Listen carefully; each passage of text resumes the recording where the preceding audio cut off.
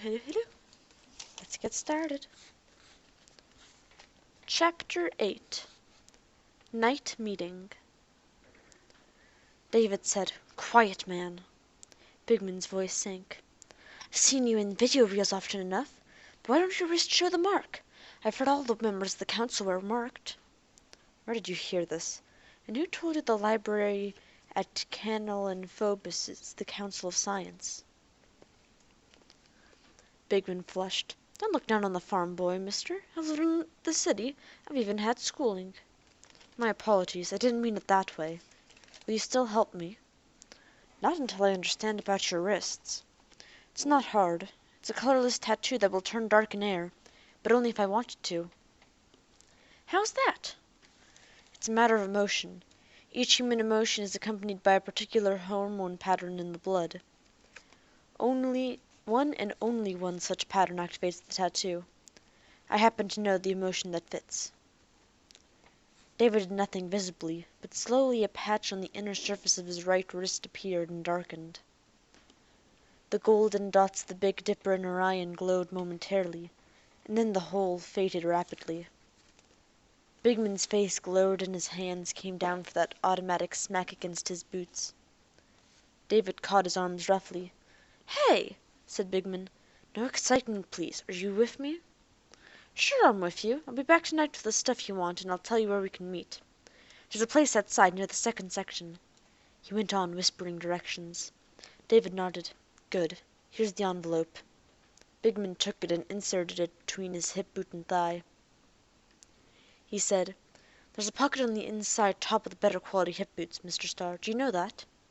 "I do. Don't go look down on this farm boy, either. And my name, Bigman, is still Williams. That leaves just one last statement. The council librarians will be the only ones who will be able to open that envelope safely. If anyone else tries, he'll be hurt." Bigman drew himself up. "No one else will open it. There are people who are bigger than I am.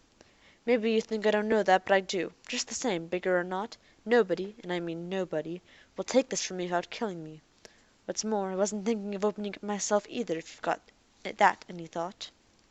"I have," said David. "I tried to give all possibilities some thoughts, but I didn't give that one very much." Bigman smiled and made a mock pass of his fist at David's chin and was gone. It was almost dinner time when Benson returned.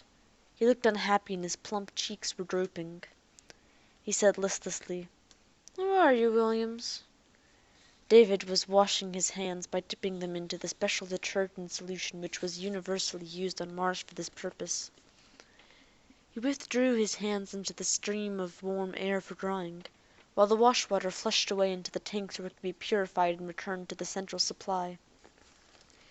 Water was expensive on Mars, and was used and reused wherever possible. David said, "You look tired, Mr. Benson." Benson closed the door carefully behind him. He blurted it out. "6 people died of the poisoning. That's the highest number yet for a single day. It's getting worse all the time, and there's nothing we can seem to be able to do." He glowered at the lines of animal cages. "All alive, I suppose?" "All alive," said David. "Well, what can I do? Every day Mackian asks if I have discovered anything. Do you think I can find discoveries under my pillow in the morning? I was in the grain bins today, Williams. It was an ocean of wheat, thousands and thousands of tons, all set for shipment to Earth. I dipped into it 100 times, 50 grains here, 50 dip 20 feet down for samples. I tried every corner of the bin. But what good is it? Under present conditions, it would be a generous estimate to suppose that 1 out of 1,000,000,000 grains is infected." He nudged at the suitcase he had brought with him. "Do you think the 50,000 grains I've got here and the 1 in 1,000,000,000 among them?" "One chance in 20,000." David said, "Mr. Benson, you told me that no one ever died on the farm here, even though we eat Martian food almost exclusively." "Not as far as I know. How about Mars as a whole?" Benson frowned. "I don't know. I suppose not, or I would have heard of it. Of course, life isn't as tightly organized here on Mars as it is on Earth. Farm boy dies, and usually he's simply buried without formality. There are few questions." Then sharply, "Why do you ask?" "I was just thinking that if it were a Martian germ, people on Mars might be more accustomed to it than Earth people. They might be immune." "Well!" Not a bad idea for a non-scientist. In fact, it's a good idea. I'll keep it in mind. He reached up to pat David's shoulder. You go on and eat. We'll begin feeding the new samples tomorrow. As David left, Benson turned to his suitcase and was lifting out the carefully labeled little packets, one of which might hold the all-important poisoned kernel. By tomorrow these samples would be ground, each little pile of powder carefully mixed and painstakingly divided into 20 subsamples, some for feeding and some for testing. By tomorrow. David smiled tightly to himself. He wondered where he would be tomorrow. He even wondered if he would be alive tomorrow. The farm dome lay asleep like a giant prehistoric monster curled upon the surface of Mars. The residual fluorescents were pale glimmers against the dome roof. Amid the silence, the ordinarily unheard vibrations of the dome atmospherics, which compressed Martian atmosphere to the normal Earth level, and added moisture and oxygen from the quantity supplied by the growing plants of the greenhouse, sounded in a low rumble. David was moving quickly from shadow to shadow with a caution that was, to a large extent, not necessary.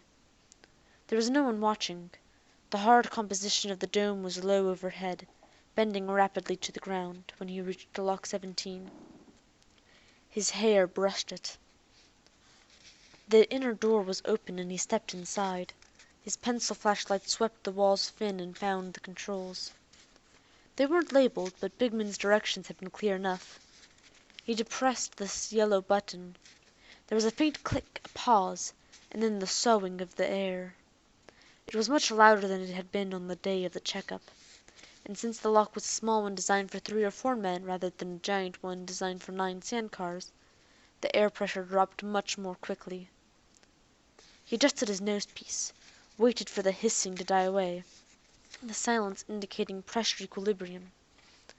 Only then did he depress the red button. The other section lifted and he stepped out.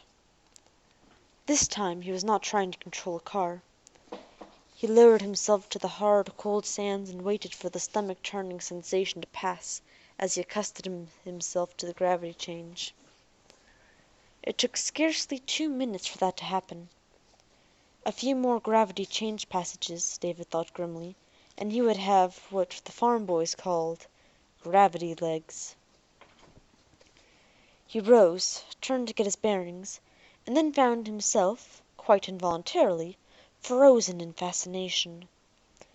It was the first time he had ever seen the Martian night sky. The stars themselves were the familiar ones of Earth, arranged in all the familiar constellations.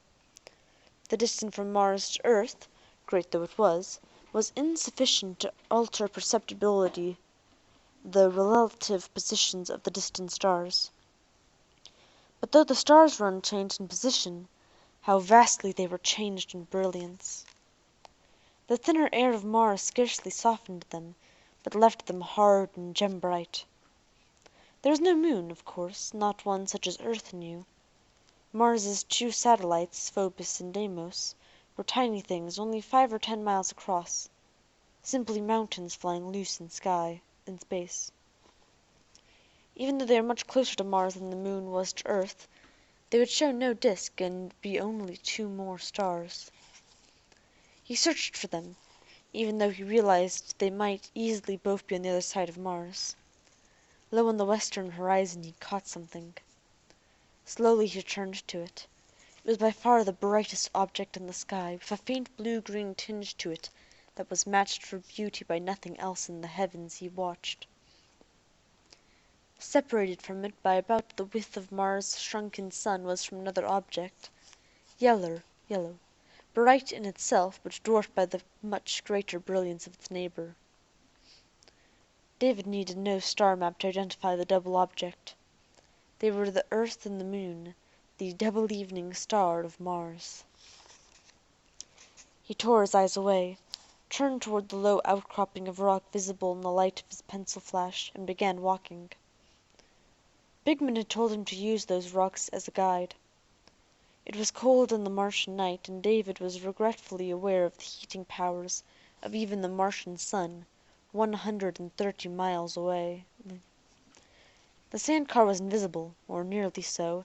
In the weak starlight he heard the low, even purr of its engines long before he saw it. He called, "Bigman!" and the little fellow popped out of it. "Space!" said Bigman. "I was beginning to think you were lost." "Why is the engine running?" "That's easy. How else would I keep from freezing to death? We won't be hurt, though. I know this place." "Do you have the films?" "Do I? Listen. I don't know what you had in that message you sent, but they had 5 or 6 scholars circling you like satellites. It was Mr. Jones this and Mr. Jones that. I said, 'My name's Bigman,' I said, and then it was 'Mr. Bigman, if you please.' Anyway," Bigman ticked items off his fingers, "before the day was gone they had 4 films for me, 2 viewers, a box as big as myself which I hadn't opened, and the loan, or maybe the gift for all I know, of a sand car to carry it all in." David smiled but made no answer.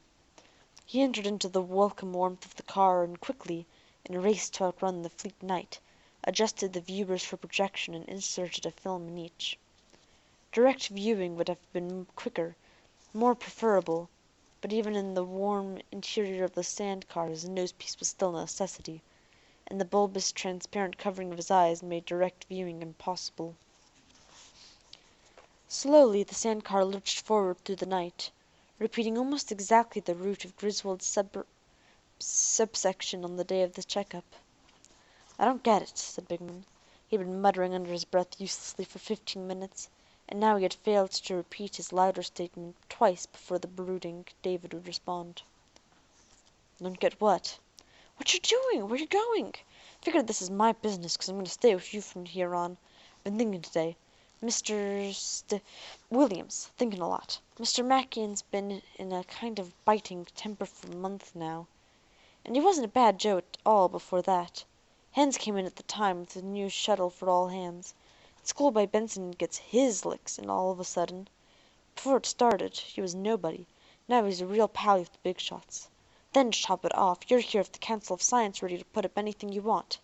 It's big, I know, and I want to be in on it." "Do you?" said David. "Did you see the maps I was viewing?" "Sure, just old maps of Mars. Seen 'em a million times." "How about the ones with the cross-hatched areas? Do you know what those areas stood for?" "Any farm boy can tell you that. There's supposed to be caverns underneath, except I don't believe it. My point is this. How in space can anyone tell there are holes 2 miles underneath the ground if no one's been down there to see? Tell me that." David did not bother to describe the science of seismography to Bigman. Instead, he said, "Ever heard of Martians?" Bigman began. "Sure, what kind of question?" And then the sand car screeched and trembled as the little fellow's hands moved convulsively on the wheels. "You mean real Martians? Mars Martians, not people Martians like us? Martians living before people came?" His thin laugh rattled piercingly inside the car, and when he caught his breath again—it is difficult to laugh and breathe at the same time with a nosepiece on—he said, "You've been talking to that guy Benson." David remained gravely unruffled at the other's glee. "Why do you say that, Bigman?" "We once caught him reading some kind of book about it, and we ripped the pants off him. Jumping asteroids, he got sore. He called us all ignorant peasants and looked up the word in the dictionary and told the boys what it meant. There was talk of mayhem for a while, and he got shoved around sort of by accident, if you know what I mean, for a while after that. He never mentioned anything about Martians to us after that. He wouldn't have had the nerve, I guess, though he figured you were an Earthman and would fall for that kind of comet gas." "Are you sure it's comet gas?" "Sure, what else can it be? People have been on Mars for hundreds and hundreds of years. No one's ever seen Martians." "Suppose they're down in the caverns 2 miles underneath." "No one's seen the caverns either. Besides, how would the Martians get there in the first place? People have been over every inch of Mars, and there sure ain't any staircases going down anywhere, or elevators either." "Are you certain? I saw one the other day." "What?" Pickman looked back over his shoulder. He said, "Kidding me? It wasn't a staircase, but it was a hole, and it was at least 2 miles deep." "Oh, you mean the fissure. No, that doesn't mean anything. Mars is full of fissures." "Exactly, Bigman. And I've got detailed maps of the fissures on Mars, too. Right here. There's a funny thing about them which, as near as I can tell from the geography you brought me, hasn't been noted before. Not a single fissure crosses a single cavern." "What does that prove?" Makes sense. If you're building airtight caverns, why would you want a hole in the roof? And there's another coincidence. Each fissure cuts close to a cavern, but without ever touching, as the Martians used them as a point of entrance into the caverns they were building. The sandcar stopped suddenly. In the dim light of the viewers, which were still focused on two maps projected simultaneously upon the flat white surface of the built-in screens, Bigman's face blinked somberly at David in the back seat. He said, Wait a jumping minute. Where are we going? To the fissure, Bigman. About 2 miles past the place where Griswold went over. That's where it gets nearest the caverns or the Machian farms. And once we get there? David said calmly. Once we get there, why, I'll climb down into it. And thus ends this chapter. We are now, halfway through this book. Alright. Hope you have a good Tuesday. Bye.